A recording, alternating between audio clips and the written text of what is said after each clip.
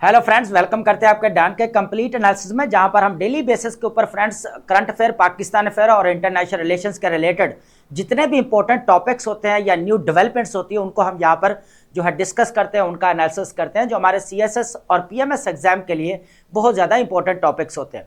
दोस्तों, ये जो हमारा एनालिसिस रहेगा ये कंप्लीट 2026 जो ईयर है हमारा, ये पूरा साल यहाँ पर कंटिन्यू रहेगा। यहाँ पर आप अपने करंट अफेयर और इंटरनेशनल रिलेशंस के रिलेटेड जितने भी इंपॉर्टेंट आपके करंट अफेयर्स हैं या न्यू डेवलपमेंट्स हैं वो नोट करते जाएं और अपनी एक नोटबुक बना लें और डेली बेसिस के ऊपर जो है चीजें आपके कवर करते जाएं। ठीक है, जो हमारा अगर सीएसएस 2027 का सिलेबस अगर चेंज होता भी है तो हम करंट अफेयर और यहां पर अगर कह लें जियोपॉलिटिक्स से तो दूर हट नहीं सकते, ये तो लाजमी ही रहेंगे। ठीक है, तो हमारा जो एनालिसिस रहेगा वो आपका बेसिकली पर्पस ये है कि जो आपके अंदर एक एनालिटिकल एबिलिटी को यहां पर डेवलप करना है, जो हम कह लें कि एक मल्टी फैक्टेड एंगल से जो है चीजों को यहां पर डिस्कस करने की कोशिश करते हैं ताकि आपको क्लैरिटी दी जा सके कि आप एग्जाम के अंदर किस तरह जो है आपने क्वेश्चंस को टैकल करना है। और हमारी जो यहां पर डिस्कशन रहती है, कोशिश हमारी पूरी यही होती है कि एग्जाम ओरिएंटेड हो और बिल्कुल बैलेंस अप्रोच के साथ हो। ठीक है, जिसके अंदर ना तो हम हार्श के जो हमारी हार्श एक अप्रोच होती है वो नहीं है, ना इमोशनल है। ठीक है, एक बैलेंस अप्रोच के साथ जो हमने यहां पर चीजों को लेकर डिस्कस करते हैं और ये आपका पूरा साल जो है ऐसे कंटिन्यू रहेगा। ठीक है, चलते हैं अपने टॉपिक्स की तरफ। आज हमारे टॉपिक्स जो रहेंगे काफी इंपॉर्टेंट है। जो हमारा डेली बेसिस के ऊपर जो लेक्चर ले रहे हैं, हमें एनालिसिस ले रहे हैं, उनको यहां पर पता है कि सर यहां पर डेली बेसिस के ऊपर डिस्कशंस करते हैं और बहुत सारा उनका फायदा भी हो रहा है, अपने नोट्स भी बना रहे हैं। ठीक है, अब बहुत सारे स्टूडेंट्स हैं जो बोलते हैं सर हमें डान का एनालिसिस समझ में नहीं आ रहा, तो देखिए मैं पहले भी कहता हूं कि अपने जितने भी टॉपिक्स पहले सबसे पहले सेग्रीगेट करें, अलग अलग टॉपिक एक पेज के ऊपर नोट डाउन करें। ठीक है, फिर यहां पर जो हम डिस्कशन करते हैं उसी के टॉपिक के रिलेटेड जो है आप अपना मटेरियल कलेक्ट कर सकते हैं। फॉर एग्जांपल यहां पर आप पेज के ऊपर लिख के रखते हैं क्लाइमेट चेंज या पॉलिटिक्स अगर लिख के रखते हैं या पाकिस्तान की फॉरेन पॉलिसी, तो हम यहां पर फॉरेन पॉलिसी का अगर रिलेटेड कोई टॉपिक डिस्कस कर रहे हैं तो आपको पता लग जाएगा कि यहां पर सर फॉरेन पॉलिसी के रिलेटेड डिस्कशन कर रहे हैं, तो हम यहां पर इंपॉर्टेंट पॉइंट्स को जो अपने ऐड कर लें। तो इस तरह आपके एक नोटबुक जो है पाकिस्तान अफेयर और इंटरनेशनल रिलेशंस के लिए आपकी प्रिपेयर होती जाएगी। ठीक है, जो आपके सीएसएस और पीएमएस एग्जाम के लिए बहुत ज्यादा इंपॉर्टेंट है। ठीक है, चलते हैं अपने टॉपिक की तरफ। लेकिन सबसे पहले मैं एक स्टेटमेंट कहूंगा इस हवाले से, जो पॉलिटिक्स एंड गवर्नेंस, ये पाकिस्तान का केस रहेगा। इसके अंदर जो ओटोवन जो यहां पर हमें वाइस चांसलर नजर आते हैं 19th सेंचुरी के अंदर जर्मनी के, उन्होंने कहा था कि politics is the art of possible. क्या मतलब है इस स्टेटमेंट का, इसको यहां पर देखने वाले हैं, इसके अंदर पूरा अंडरस्टैंड करेंगे, इसको मैं पूरी क्लैरिटी यहां पर देने की कोशिश करूंगा इसके अंदर। ठीक है, जस्ट डेजर्ट्स, इस चीज को यहां पर अंडरस्टैंड करना है कि यहां पर वर्ल्ड इकोनॉमिक फोरम की अभी 19 to 23 जनवरी जो 2026 वर्ल्ड इकोनॉमिक फोरम की यहां पर मीटिंग होती है 56, और ये हमें नजर आती है बेसिकली यहां पर डिवॉस स्विट्जरलैंड के अंदर। लेकिन यहां पर असल चीज जो डिस्कशन वाली ये है कि यूरोपियन कंट्रीज और यूएसए के दरमियान में हमें जिस तरह टेंशन एस्केलेट होते हुए नजर आ रही है, इसको यहां पर एनालाइज करने वाले हैं। ठीक है, ये काफी इंपॉर्टेंट रहेगा। उसके बाद हम यहां पर USA points it's armada towards Persian gulf, USA Trump की तरफ से ये स्टेटमेंट है, यहां पर डिवॉर्स हमें देखने को मिलते हैं, मीटिंग से बाहर आते हैं तो यहां पर इनके ये भी स्पीच में यहां पर देखने को मिलती है कि ये कहते हैं कि हमने एक आर्मेडा जो है पर्शियन गल्फ की तरफ जो है मूव कर दिया, भेज दिया है, जो बेसिकली निगरानी करेगा ईरान के अंदर की कोई न्यू डेवलपमेंट्स तो नहीं हो रही। हालांकि यहां पर अगर देखा जाए जो इनके दरमियान में हमें वॉर देखने को मिली यूएसए और ईरान के दरमियान में, और बड़ा जो है वो कह लें कि न्यूक्लियर फैसिलिटीज को या न्यूक्लियर प्रोग्राम्स के जो प्लेसेस है उनको काफी हिट किया गया, स्ट्राइक किया गया यूएसए की तरफ से, तो वो भी यहां पर चीज डिस्कस हुई। ठीक है, ये इंपॉर्टेंट चीज है। ठीक है, आर्मडा को लेकर। उसके बाद है what the mountains can teach us. आपको पता है कि यहां पर जो पाकिस्तान को अगर देखा जाए ना इश्यू, तो नेचुरल डिजास्टर का दोस्तों सामना है ना। यू नो वेरी वेल कि हमें यहाँ पर 2022 का फ्लड देखने को मिलता है, 25 के अंदर फ्लड देखने को मिलता है, जिसके अंदर हम 22 की अगर बात करें तो उसके अंदर हमें ऑलमोस्ट $30 बिलियन जो हमें यहाँ पर लॉस होता है। लेकिन दोस्तों अगर हम 25 फ्लड की बात करें तो 800 कुछ यहाँ पर कह लें कि 811 या समथिंग है, तो हमें यहाँ पर बिलियन रुपीस का लॉस होता है यहाँ पर दोस्तों। ठीक है, अब देखना यह है कि जो नेचुरल डिजास्टर्स हैं वो हमें यहाँ पर कह लें कि पाकिस्तान को काफी उनका बड़ा सामना करना पड़ा। लेकिन दोस्तों यहाँ पर जो केस स्टडी हमारे पास रहेगा जीबी का रहेगा, किसका, गिलगित बल्तिस्तान को हम यहां पर डिस्कस करने वाले। गिलगित बल्तिस्तान आपका एक इंपॉर्टेंट केस है, यहां पर आप मेन एग्जाम के अंदर रेफरेंस कोट करने के लिए और एग्जाम्पल कोट करने के लिए, ठीक है, इसको हम यहां पर डिस्कस करें, इसका हिस्टोरिकल बैकग्राउंड अंडरस्टैंड करने की कोशिश करेंगे। बुद्धिज्म और इस्लाम से पहले इधर क्या था और आज फेस्टिवल जो मनाए जा रहे हैं उनका बेसिकली पर्पस क्या है, यहां पर एनवायरमेंट को किस तरह यहां पर प्रोटेक्ट करना है, नेचर को किस तरह यहां पर प्रोटेक्ट करना है, ये इंपॉर्टेंट चीज है, काफी इंटरेस्टिंग रहेगा। Trump says NATO troops avoided Afghan front line, ये बड़ी एक स्टेटमेंट हमें नजर आई जिसकी वजह से पूरे यूरोपियन कंट्रीज के अंदर तहफुजात का सामना, और बार बार वो यहां पर जो है ट्रंप की स्टेटमेंट्स से जो इनकार कर रहे हैं और क्रिटिसाइज भी यहां पर कर रहे हैं। तो इस चीज को यहां पर देखने वाले। उसके बाद हमारे पास रहेगी वोकैब की लिस्ट हम जो है लास्ट में डिस्कस लाजमी करते हैं। जो इंपॉर्टेंट वोकैब होती है हमारी डान की जितने भी है हम उनको एज ए सिनोनिम भी लेते हैं, उसके बाद एंटोनिम्स भी, और उसके बाद हमारे जितने भी राइटिंग स्किल के अंदर हम अपने वोकैब की वेरिएशन लाजमी लेकर आते हैं ताकि हम जो आपके एटलीस्ट जो रेपिटेशन वाला मसला है वो सॉल्व हो जाए, ठीक है। तो हम ये हमारे पास ये ओपिनियंस रहेंगे, इंपॉर्टेंट आर्टिकल्स रहेंगे। अब जिसने जो भी अपना टॉपिक यहां पर पेज के ऊपर लिखा हुआ है वो अपना यहां पर अपनी स्टेटमेंट्स यहां पर जो चीजें हम डिस्कस करने वाले वो ऐड करते जाए ताकि आपकी नोटबुक और न्यू डेवलपमेंट जो हो रही है दोस्तों वो आप ऐड करते जाए। आप एक डेवलपमेंट भी स्किप मत करिएगा, एग्जाम के अंदर उसका नेगेटिव इंपैक्ट पड़ता है, क्योंकि अगर आप पॉजिटिव चीज लिख के आते हो और आपको नेगेटिव डेवलपमेंट का नहीं पता तो फिर देन चीजें कॉम्प्रोमाइज हो जाती, क्योंकि यहां पर एग्जामिनर जो बैठा हुआ है वो आपका सीए का या इंटरनेशनल रिलेशंस का वो काफी ट्रिकी है, वो पढ़ के बैठा है, उसको पता है कि क्या डेवलपमेंट्स हो रही है और क्या नहीं हो रही, ठीक है। तो ये आपने बी केयरफुल रहना, ठीक है।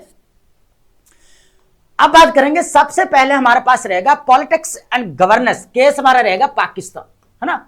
एक हमें ना यहां पर एक चीज आएगी इमोटिव इश्यूज को यहां पर अंडरस्टैंड करेंगे, सबसे इंपॉर्टेंट चीज ये। लेकिन एक स्टेटमेंट ओटो वेन मैंने अभी बोला था, वाइस चांसलर रहे जर्मनी के, जो हमें 19th सेंचुरी के अंदर देखने को मिलते हैं, ओटो वेन, वो कहते हैं कि politics is the art of the possible. वो कहते हैं पॉलिटिक्स सियासत, देखिए सबसे पहले आप अंडरस्टैंड करें कि ये पॉलिटिक्स क्या चीज है, इसकी डेफिनेशन आनी चाहिए, है ना। अब इसके अंदर क्या होता है, सबसे पहले क्या होता है कि एक अथॉरिटी होती है, आपको डिसीजन मेकिंग की क्या होती है, एक अथॉरिटी होती है ना। लेकिन सबसे पहले हमें यहां पर क्या चाहिए, पॉलिटिकल स्टेट चाहिए, स्टेट के बाद हमें गवर्नमेंट चाहिए, गवर्नमेंट के बाद हमें जो यहां पर कह ले कि उनको क्या होती है, यहां पर पावर हासिल होती है, उनके पास अथॉरिटी होती है कि वो डिसीजन मेकिंग कर सके, और जो भी डिसीजन मेकिंग है उनको क्या कर सके, इन्फोर्स कर सके। अब इन्फोर्स करने के लिए भी आपको क्या चाहिए, यहां पर सिटीजन चाहिए, ठीक है। अब सिटीजन भी होने लाजमी है। तो फिर इसका मतलब क्या हुआ कि अरिस्टोटल भी ये कहते हैं कि कुछ पॉलिटिक्स का मतलब ही ये है कि कुछ जो मामलात को इस तरह से डील किया जाना चाहिए या इस अंदाज में टैकल किया जाना चाहिए जो सोसाइटी की बेहतरी के लिए हो। Are you getting my point. और यहां पर जो ऑटवन कहना चाहते हैं ना, वो यही कहना चाहते हैं कि जो भी डिसीजन मेकिंग की जाए ना, उसके जो अमकानात होने चाहिए ना, वो सोसाइटी की बेटरमेंट के लिए होने चाहिए दोस्तों, ये बेसिकली कहा जा रहा है, ठीक है। अब यहां पर जो पॉलिटिक्स का असल मतलब होता है ना, जो अथॉरिटी दे दी जाती है, जो ताकत आपको मिलती है, जो आप डिसीजन मेकिंग करते हो, तो उसके अंदर आपका जो है ना कहने का फेयरनेस होनी चाहिए, अकाउंटेबिलिटी होनी चाहिए, ट्रांसपेरेंसी नजर आनी चाहिए डिसीजन मेकिंग की, ताकि सोसाइटी के अंदर क्या लिया जा सके, लेकर आया जा सके, socio economic and political prosperity को यहां पर इंश्योर करवाया जा सके। ये इंपॉर्टेंट चीज है। यहां पर पॉलिटिक्स का असल मतलब यही है कि यहां पर ये नहीं, हम अपनी लाइफ के अंदर भी अगर देखें तो पॉलिटिक्स यहां पर खेल रहे होते, डिसीजन मेकिंग कर रहे होते कि फ्यूचर के अंदर हमने ये करना है, हमने वो करना है। तो ये सारी हमारी डिसीजन मेकिंग, क्योंकि हमारे पास ताकत है, हमारे पास अथॉरिटी है कि हम अपनी इंडिविजुअल की जो है यहां पर जो है वो कह लेकर डिसीजन मेकिंग करते हैं, हम प्लान्स बनाते हैं जिंदगी के कि ऐसा करें। तो इसी तरह अगर देखा जाए तो पॉलिटिक्स का पर्पस यहां पर यह होना चाहिए कि politics the art of the possible, कि यहां पर जो है वो उम्मीद जो होती है यहां पर जो सोशो इकोनॉमिक एंड पॉलिटिकल कह लेके डेवलपमेंट की, या कह लेके सोसाइटी के अंदर कह लेके सोसाइटी की बेहतरी के लिए जो डिसीजन मेकिंग की जाए वो अच्छी होनी चाहिए। ये चीज मैटर करती है। अब बात करेंगे यहां पर balancing politics and effective governance, इस चीज को यहां पर अब हो क्या रहा है कि गवर्नेंस जब गवर्नमेंट यहां पर बनती है, पाकिस्तान का देखें कि socio economic and political challenges अभी के नहीं है। पाकिस्तान जब से आजाद हुआ ना, तो पाकिस्तान का अगर फर्स्ट चैलेंज देखा जाए, इकोनॉमिक चैलेंजेस हमें देखने को मिले। उसके बाद सबसे बड़ी चीज सर यहां पर यह है कि पाकिस्तान डेमोक्रेटिक स्टेट जो बनने जा रहा है, 9 ईयर्स आपका कॉन्स्टिट्यूशन इधर नहीं बन पाया, उसके बाद अगर देखा जाए अनफॉर्चुनेटली हमें यहां पर डिक्टेटरशिप का रूल देखने को मिलता है, ठीक है। फिर यहां पर जो डेमोक्रेसी तो हमें देखने को कब मिलती है, जाके 1970 के अंदर जब इलेक्शंस होते हैं, यहां पर जनरल इलेक्शंस फर्स्ट टाइम होते हैं यहां पर, है ना। आप अंदाजा करें कि यहां पर 1970 के अंदर जाकर हमारे डेमोक्रेटिक या पॉलिटिकल डेवलपमेंट हमें यहां पर देखने को मिलती है यहां पर दोस्तों, ठीक है। अब हो क्या रहा है कि उधर भी हमें इमोटिव इशू देखने को मिले अगर, तो 1970 के अंदर क्या हुआ, शेख मुजीबुर रहमान को बेतहाशा वोट पड़ते हैं यहां पर, ठीक है। फिर क्या होता है कि यहां पर पाकिस्तान, ईस्ट पाकिस्तान और वेस्ट पाकिस्तान जो है यहां पर अलग हो जाते हैं, बांग्लादेश अलग हो जाता है यहां पर, ठीक है। अब यहां पर एक बड़ी दुख की कहानी शुरू हो जाती है। उसके बाद फिर देखा जाए यहां पर 1988 के अंदर क्या होता है, फिर इलेक्शंस होते हैं और यहां पर पहले क्या होता है, उससे पहले जुल्फकार अली भुट्टो को यहां पर फांसी दी जाती है, ठीक है। उसके बाद क्या होता है 2008 के बाद देख ले, है ना, मोहतरमा बेनजीर भुट्टो का यहां पर जो असैसिनेशन होती है, फिर जो का यहां में हमें एक इमोटिव इशू यहां पर देखने को मिलता है। उसके बाद यहां पर फिर इलेक्शंस होते हैं, फिर 2024 के अंदर देख ले यहां पर इमरान खान जेल के अंदर है, यह चीजें फिर इस तरह जो है ना हमें कहीं ना कहीं इमोटिव चीजें, इमोटिव इश्यूज हमें यहां पर देखने को मिलता है पाकिस्तान गवर्नेंस के अंदर।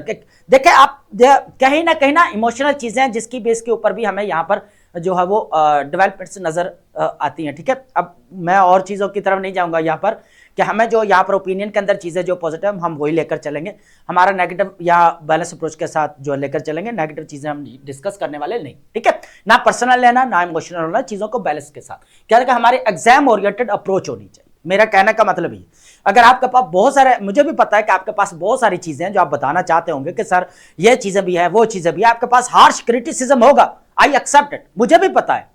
ये बात नहीं है कि अगर एनालिसिस चल रहा है डेली बेसिस के ऊपर, मुझे पता नहीं है, पता मुझे भी है ना, लेकिन हम यहाँ पर डिस्कस नहीं करते ये चीजें। हम हमारा बैलेंस अप्रोच कहता साथ साथ है और हम एग्जाम ओरिएंटेड डिस्कशन करेंगे, ठीक है। हम एस्पायरेंट और लर्न करना चाहते हैं, सिंपल सी बात। अब वो कह रहा है कि गवर्नेंस इंपैरेटिव की बात करा, पूरी हिस्ट्री मैंने डिस्कस कर दी यहाँ पर, ठीक है। यह चीज है पॉलिटिक्स एंड गवर्नेंस।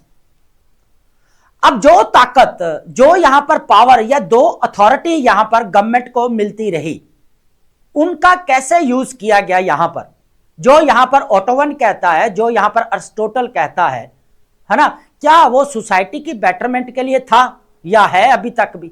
आज भी पाकिस्तान अगर देखा जाए सोशो इकोनॉमिक एंड पॉलिटिकल जितने भी हमें यहां पर चैलेंजेस फेस करने पड़ रहे हैं यहां पर दोस्तों, अगर हमारी इतने ही पॉलिसी अगर स्ट्रांग हमें नजर आ रही होती, तो अगर हिस्टोरिकल बैकग्राउंड की बात कर रहा हूं मैं कि हमारा कह लें कि बांग्लादेश आजाद क्यों होता, बांग्लादेश हमसे क्यों मतलब सेपरेट होता, है ना। अगर इतना ही अगर पॉलिटिक्स और गवर्नेंस हमें यहां पर देखने को मिलता ना, अगर पॉलिटिक्स अगर जो हमें पावर या अथॉरिटी जो इनको दी गई थी, अगर उनको सही राइट डायरेक्शन में यूज किया जाता, है ना, कि डिस्ट्रीब्यूशन जो के अंदर जो इक्वालिटी अगर होती, तो यहां पर जो ये सेग्रीगेशन देखने को मिल रही है ना, सेपरेशन, ये कभी भी ना होती। आज भी देख लें, आज 78 ईयर्स गुजरने वाले हैं, आज भी हमें यहां पर काफी मल्टीफेरियस चैलेंजेस का सामना करना पड़ा है। अगर देखा जाए तो 30 ईयर हमें डिक्टेटरशिप रूल हमें देखने को मिलता है इधर पाकिस्तान के अंदर, ठीक है। अब देखें पॉलिटिक्स के बहुत सारी मल्टीफेरियस चीजें हैं, लेकिन हम ये डिस्कस करें कि कहीं ना कहीं पे इमोटिव इश्यू हमें यहां पर देखने को जरूर मिलता है, इलेक्शन से पहले या इलेक्शन के बाद। अब 1970 के बाद देखें क्या हुआ, जनरल इलेक्शन हुए, आपका बांग्लादेश अलग हो गया। उसके बाद क्या हुआ, इलेक्शन हुआ, 1973 कॉन्स्टिट्यूशन आता है, 1977 के अंदर क्या होता है, यहां पर जुल्फिकार भुट्टो को हैंग किया जाता है। उसके बाद यहां पर देखा जाए फिर डिक्टेटरशिप, फिर 1988 के अंदर जाके यहां पर इलेक्शन होते हैं, है ना। फिर 2008 के अंदर देख लें क्या हुआ, यहां पर वो भी डिक्टेटरशिप का रूल नजर आया यहां पर जियाउल हक में 1988 के अंदर, और अब 2008 के अंदर हमें किसका, मुशर्रफ साहब का नजर आता है। और फिर यहां पर जो है पार्टी के अंदर चार्टर फॉर डेमोक्रेसी साइन किया जाता है, और उसके बाद फिर क्या होता है, हमारे सामने एक और गम आ जाता है और यहां पर बेनजीर भुट्टो साहब का यहां पर जो है असैसिनेट कर दिया जाता है उनको। तो एक फिर जो हमें यहां पर जो है वो चीज नजर आती है जो इमोटिव, है ना।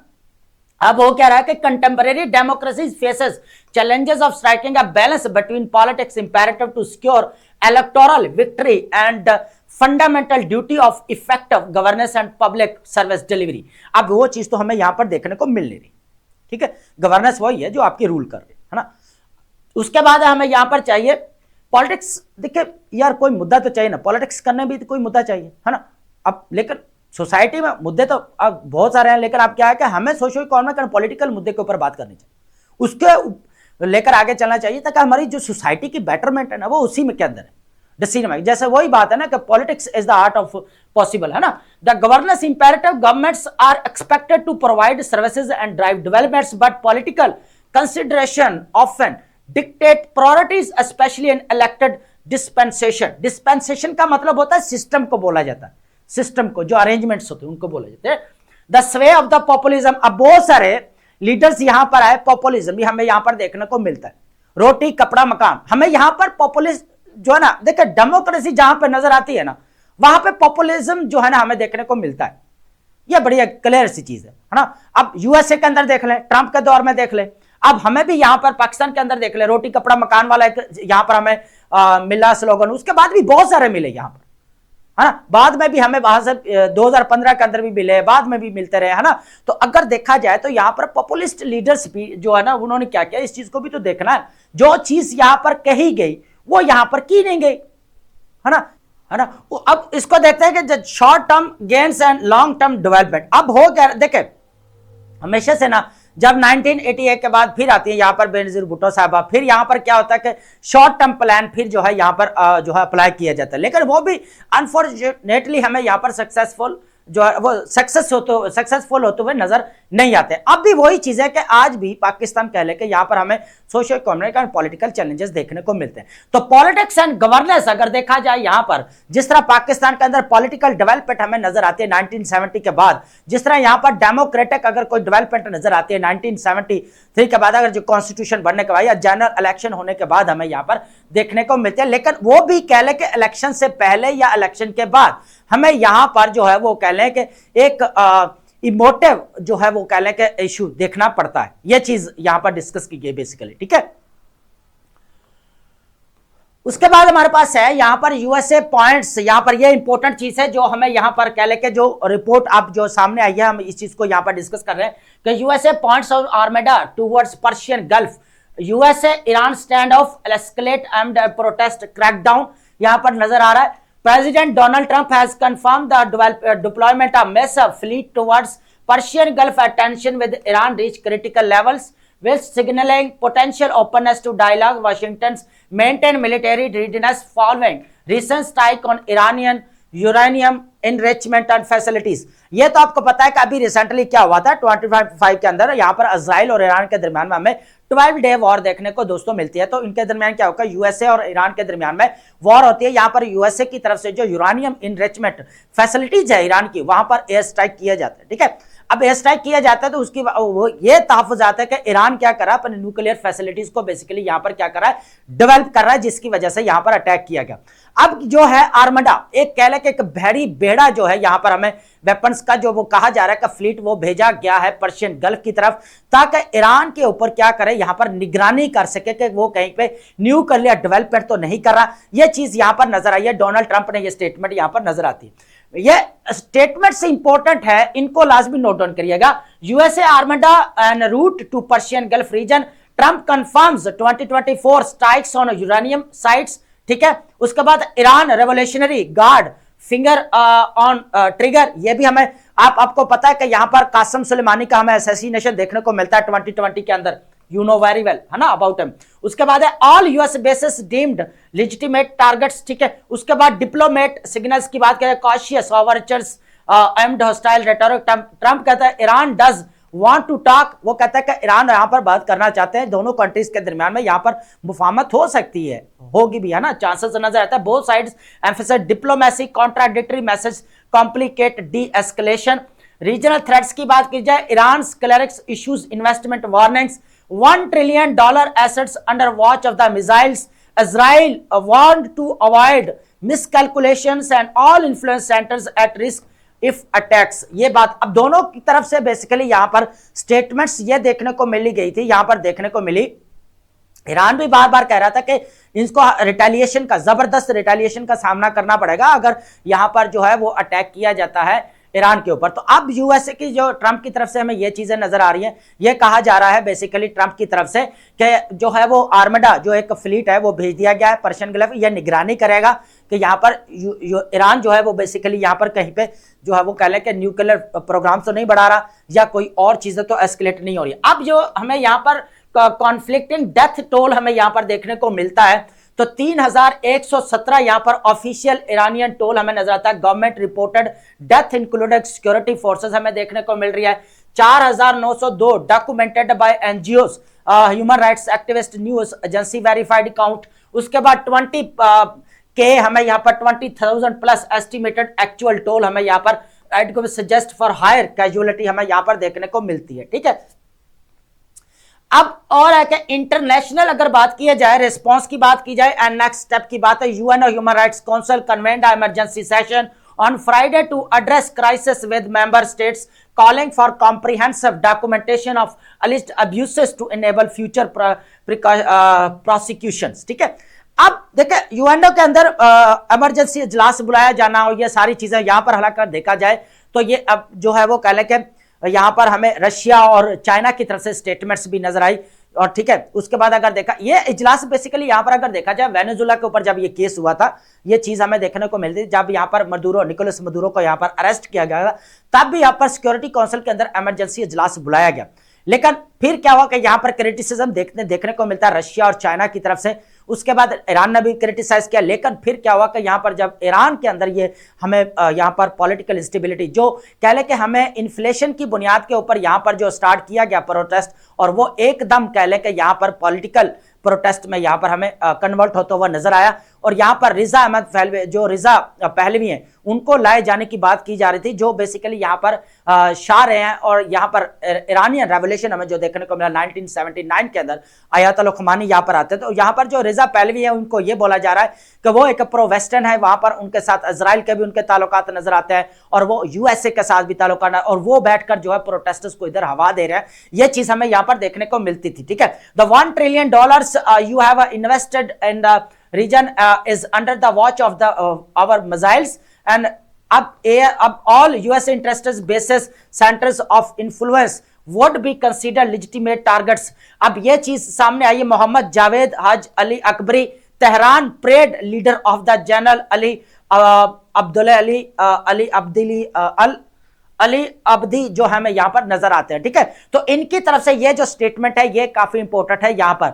अब देखें दोनों कंट्रीज के दरमियान में ना यहां पर हमें टेंशन तो एस्केलेट होते हुए नजर आती है। ठीक है, नो डाउट इसके अंदर जो है अभी बोला जाए तो जो चीजें हैं वो नॉर्मलाइज की तरफ चली गई हैं काफी, लेकिन फिर भी जिस तरह आर्मडा जो भेजा जा रहा है या जिस तरह ये चीजें जो है यहाँ पर पर्शियन गल्फ के अंदर यहाँ पर हमें डेवलप होते हुए नजर आ रही है, तो क्वेश्चन इज दैट कि अब नेक्स्ट क्या होता है। लेकिन इसके ऊपर अभी फिलहाल ये चीज हमारे सामने आई है। ठीक है, अब ये आर्मडा वाली जो है स्टेटमेंट हमारे पास इंपॉर्टेंट रहेगी, इसको लाजमी नोट डाउन करिएगा। ठीक है, अब बात करते हैं कि आपको पता है कि यहाँ पर रूल बेस्ड ऑर्डर की बात की जाए, rule based world order, rule based world order जब ये हमें बना बेसिकली 1945 के बाद देखने को मिल रहा है, जिस तरह वर्ल्ड वॉर 2 के बाद हमें यहां पर देखने को मिल रहा है कि इंटरनेशनल जो रूल बेस्ड सिस्टम यहां पर बनाया गया, इंटरनेशनल ऑर्गेनाइजेशंस बनाई गई, इंटरनेशनल लॉ बनाए गए यहां पर, ताकि उनको जो है यहां पर जो है वो इंप्लीमेंट किया जा सके, जो यहां पर फंडामेंटल राइट्स हैं या ह्यूमन राइट्स हैं उनको प्रोटेक्ट किया जा सके।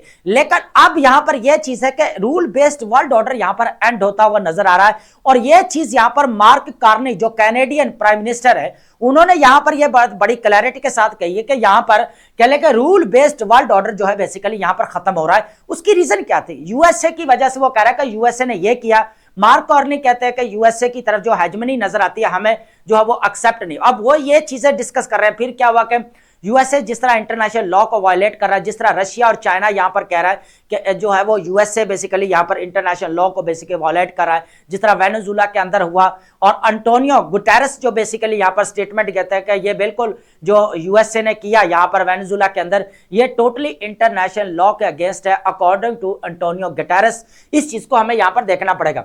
लेकिन अब यूरोपियन कंट्रीज और यहां पर यूएसए के दरमियान में दोस्तों यहां पर कॉन्फ्लिक्ट एस्केलेट हो चुका है। अब ये मुद्दा सबसे बड़े यहां पर ग्रीनलैंड को लेकर है। ठीक है, अब जो यूएसए के पास जो वेपन और टूल जो बार बार यूज किया जा रहा है वो है टैरिफ है ना। अब टैरिफ का सामना तो यहां पर जो है वो कह ले कि इंडिया और चाइना को भी करना पड़ा 2025 के अंदर, जो 25% से बढ़ाकर यहां पर 50% किया गया। अब क्या हुआ कि वेनेजुला के अंदर जब ये इन्होंने निकोलस मदुरो को अटैक किया, यहां पर उनको कैप्चर किया, उसके बाद बाकी जो कोलंबिया हमें नजर आता है, मैक्सिको, क्यूबा, उनको भी यहां पर वार्न किया गया कि अभी जो है रीजनल एक्सपेंशन यहां पर और होगी अकॉर्डिंग टू ट्रंप यहां पर, ठीक है। अब ये चीज उन्होंने फिर ट्रंप ने यहां पर डिमांड की कि हमें ग्रीनलैंड के ऊपर कंट्रोल चाहिए और हम ग्रीनलैंड को यहां पर परचेज करना चाहते हैं, यहां पर छीनना नहीं चाहते, हम चाहते हैं कि परचेज करना चाहते हैं, क्योंकि यहां पर अमेरिका को बेसिकली नेशनल सिक्योरिटी थ्रेट है, किसकी वजह से, रशिया और चाइना की वजह से, और हम चाहते हैं यहां पर ग्रीनलैंड के ऊपर कंट्रोल। अगर कोई भी यहां पर इसके मुकाबले में खड़ा होता है या इसकी कोई ऑपोजिट साइड लेता है तो उसको यहां पर टैरिफ का सामना करना पड़ेगा। अब ये चीज यूरोपियन कंट्रीज है, जब पता है कि 8 कंट्रीज को बेसिकली यहां पर मेंशन किया गया, जर्मनी, फ्रांस और यूके, और ये 8 कंट्रीज तकरीबन बनते हैं, डेनमार्क भी उसके अंदर शामिल है, नॉर्वे। अब ये 8 कंट्रीज टोटल बनते हैं जो बेसिकली कह लें कि यहां पर जिनको टैरिफ की तरफ जो है वार्निंग मिली। लेकिन फिर क्या होगा, टैरिफ जो यहां पर इनके दरमियान में जो भी वर्ल्ड इकोनॉमिक फोरम के ऊपर नेटो के अलायंस, उसके बाद मार्क रटी जो यहां पर है, और इस तरह जो हमें यहां पर जो कह ले कि डोनाल्ड ट्रंप, इनके दरमियान में, नेटो के और इनके दरमियान में हमें मीटिंग यहां पर देखने को मिलती है। लेकिन यहां पर जो मीटिंग के चीजें ओपनली डिस्कशन में तो नहीं की गई, लेकिन यह है कि काफी चीजें यही यूरोपियन कंट्रीज की तरफ से हैं कि जो यहां पर ग्रीनलैंड के ऊपर जो कंट्रोल है या इसके ऊपर जो वो पूरा हक जो है डेनमार्क का है, लेकिन यूएसए कहता है कि यहां पर नेशनल सिक्योरिटी थ्रेट है और यहां पर ग्रीनलैंड के ऊपर चाहिए। आर्किटेक्ट के अंदर जो इनकी रेस लगी हुई है, यहां पर जो कंपटीशन चल रहा है, और जिस तरह रशिया का दोस्तों यहां पर आर्किटेक्ट के अंदर बहुत ज्यादा इंफ्लुएंस देखने को मिल रहा है। अब ग्रीनलैंड भी जो है ना आर्किटेक्ट सर्कल है ना उसके अंदर आता है, और आर्किटेक्ट सर्कल के अंदर तकरीबन 8 कंट्रीज आता है, जिसकी वजह से फिर यह चाहता है कि यूएसए चाहता है कि ग्रीनलैंड के ऊपर मेरा अगर कंट्रोल होता है तो फिर मैं आर्किटेक्ट तक जो इजीली पहुंच पाऊंगा, और अगर जो जितने भी ग्लोबल यहां पर पावर्स आ रही हैं उनको मैं यहां पर रोक पाऊंगा, ठीक है। एक चीज तो हमें यहां पर देखने को मिलती है। लेकिन अब क्या हुआ कि वर्ल्ड इकोनॉमिक फोरम के अभी जो 19 to 23 जनवरी जो 2026 अभी डिवोर्स स्विट्जरलैंड के अंदर होती, तो इसके अंदर जो ट्रंप की स्पीच है वो काफी हिला देने वाली थी। जिस तरह उनका जो है यहां पर क्रिटिसिज्म हमें जो बाइडेन के ऊपर देखने को मिलता है, जिस तरह हमें यहां पर उन्होंने बेसिकली यहां पर क्रिटिसाइज किया, यूरोपियन कंट्रीज को भी यहां पर काफी क्रिटिसाइज किया, ठीक है। लेकिन यहां पर टैरिफ्स और जो लगाने की बात की गई थी वो उन्होंने वापस ले ली है कि टैरिफ नहीं लगाए जाएंगे, और यहां पर नेटो और यूएसए के दरमियान में अभी निगोशिएशंस चल रहे हैं, टॉक्स यहां पर चल रही है। लेकिन यहां पर यूरोपियन कंट्रीज के दरमियान में अभी भी तहफुजात, और बार बार जो है वो यूरोपियन कंट्रीज जो है इस चीज को जो है वो कह रहे कि केयर स्टार्मर जो यूके के प्राइम मिनिस्टर, वो कह रहे कि ये तो टोटली ब्लैक में लेंगे, जो यहां पर ट्रंप की तरफ से नजर आते हैं कि हम ग्रीनलैंड के ऊपर कंट्रोल करेंगे। अब डेनमार्क अगर देखे हो क्या रहा है कि ग्रीनलैंड में, पहले इसके ऊपर बहुत सारी हम डिस्कशन कर चुके हैं, एनालिसिस कर चुके हैं ग्रीनलैंड को लेकर, कि हिस्टोरिकल बैकग्राउंड में हमें डिस्कस किया कि अब यूएसए चाहता कि हमारी यहाँ पे मिलिट्री बेसेस भी हैं, पिडुफिक स्पेस हमारी बेस भी है यहाँ पर, ठीक है, तो हम चाहते हैं यहाँ पर कंट्रोल करना चाहते हैं। लेकिन डेनमार्क कहता है कि नहीं भाई, हमें जो है यहाँ पर जो है वो कंट्रोल नहीं देना। अब यहाँ पर इस चीज को लेकर यहाँ पर इनके दरमियान में कॉन्फ्लिक्ट असल देखा जाए तो अब ग्रीनलैंड को चल रहा है।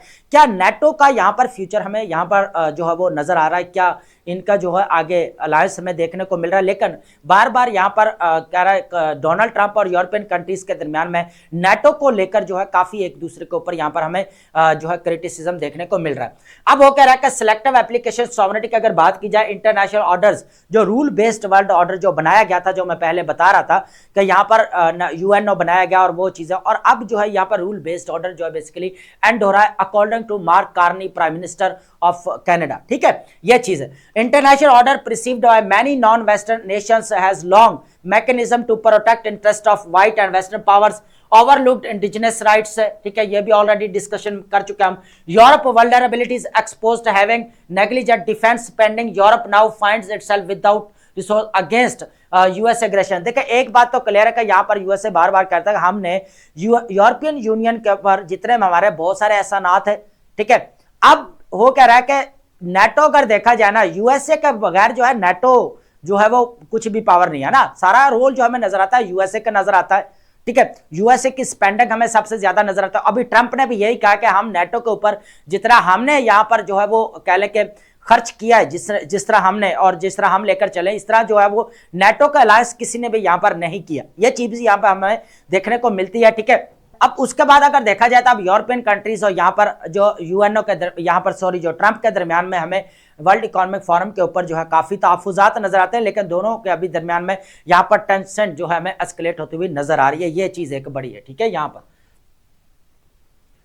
अब बात करेंगे यहाँ पर what the mountains can teach us, इसको देखेंगे। बेसिकली हो कह रहा है कि गिलगित बल्चिस्तान का यहाँ पर केस स्टडी रहेगा। इसका मैं ओवरव्यू दे देता हूं ताकि आपको चीजें पता चल जाए। एंशिएंट अगर बात की जाए एनवायरमेंटल फिलॉसफी की, तो इंडिजिनस बॉर्न एक बिलीफ ही नहीं है, बल्कि एक क्या आता है, एक रिलेट किया जाता है, एक कह ले के माहौलियाती फलसफा भी आप कह सकते हैं इस चीज को यहाँ पर, ठीक है। Gilgit Baltistan treated nature morally alive and protected mountains glaciers and rivers wild. Basically हो कह रहा है, देखिए बता देता हूं। अब बुद्धिज्म और यहाँ पर इस्लाम आने से पहले वो ये कहा जा रहा है कि जो भी यहाँ पर फेस्टिवल्स बनाए जाते थे, जो यहाँ पर हमें बिलीफ सिस्टम देखने को मिलता था, वो जस्ट एक बिलीफ ही नहीं था, बल्कि उनका पर्पस था कि जितने भी नेचर थी उनको यहाँ पर प्रोटेक्ट करना था। चाहे ग्लेशियर्स थे, रिवर्स थे, ठीक है, माउंटेन्स थे हमारे देखने को मिलते हैं, ठीक है, वाइल्ड लाइफ थे, उनको यहाँ पर प्रोटेक्ट करना था। बेसिकली ये पर्पज है। उसके बाद अगर देखा जाए मे फांग यहाँ पर जो एक फेस्टिवल मनाया जाता है, ठीक है, वो भी उसका पर्पस भी यहाँ पर प्रोटेक्शन है नेचर को जितनी भी है। उसके बाद हमें यहाँ पर नजर आता है जो 21 मई को मनाया जाता है। उसके बाद हमें जो और नजर आता है यहाँ पर नौरोज। अब नौरोज का पर्पस क्या है, बेसिकली ये एग्रीकल्चर सेक्टर के साथ जो रिलेट किया जाता है, जो सेलिब्रेट यहाँ पर गिलगित बल्चिस्तान के अंदर जो है मनाया जाता है। इनका अगर फुली अगर फोकस एथिकली ट्रांसफॉर्मेशन या इस्लामिक हमें रीइंफोर्समेंट यहाँ पर देखने को मिलती है। यहाँ पर प्रॉफिट मोहम्मद आते हैं सल्लल्लाहु अलैहि वसल्लम, यहाँ पर teaching on the water conversation and tree planting further strengthen environmental discipline की बात की जाती है यहाँ पर,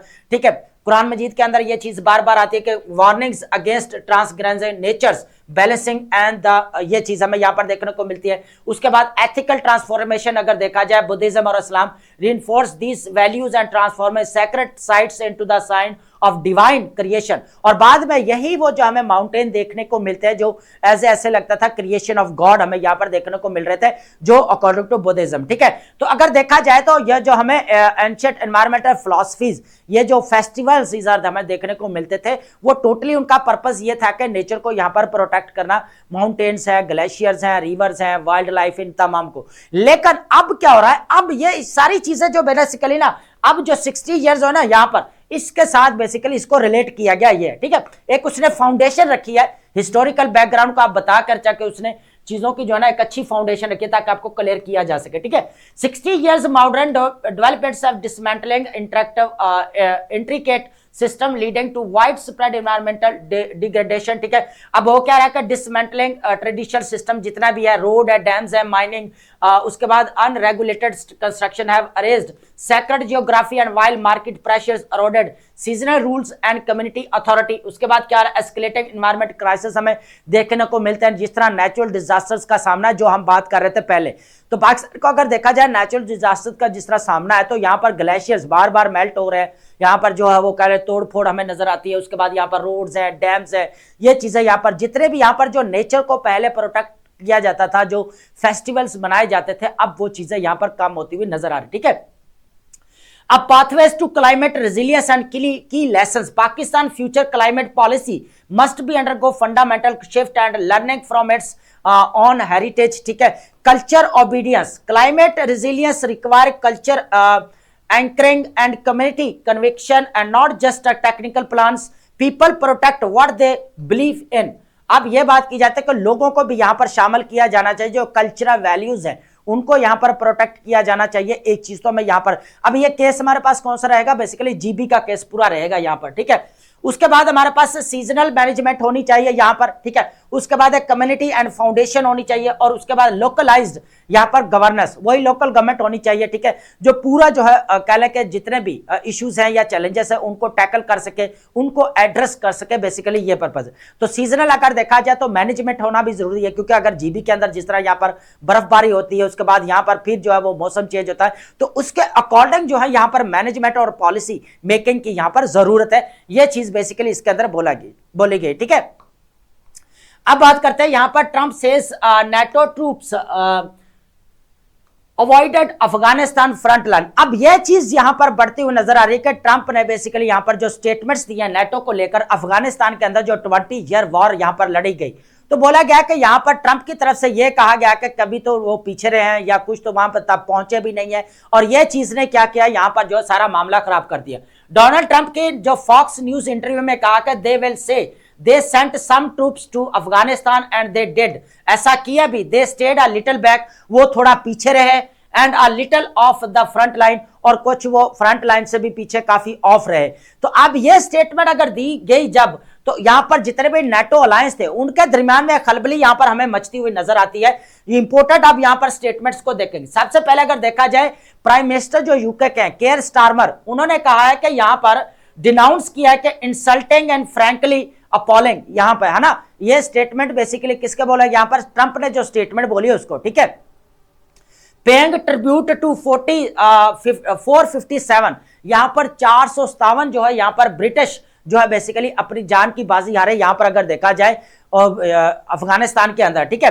हो उसके बाद पोलैंड के डिफेंस मिनिस्टर ने क्या कहा, यहां पर हमें यहां पर नजर आता है कि उन्होंने कहा कि respect for the Polish veterans who have proven how much they serve this country and our commitments to allies, तो डिफेंस मिनिस्टर की तरफ से आया। उसके बाद डिफेंस मिनिस्टर हमें जॉन हेले की तरफ से मिलता है, posted an X honouring British troops as a heroes who gave their lives and service of the our nation, ये इंपॉर्टेंट स्टेटमेंट्स है। और ये किसको बेसिकली किसके रिएक्शन में, यहां पर ट्रंप की यहां पर रिएक्शन में दिया जा रहा है, जो फॉक्स न्यूज को यहां पर जो ट्रंप ने इंटरव्यू दिया था, और उसके अंदर जो है नेटो के उन्होंने जो बाकी अलायंस है उनको पीछे रखने की बात की गई थी। ये लोग पीछे थे, लड़ तो हम रहे थे यहां पर।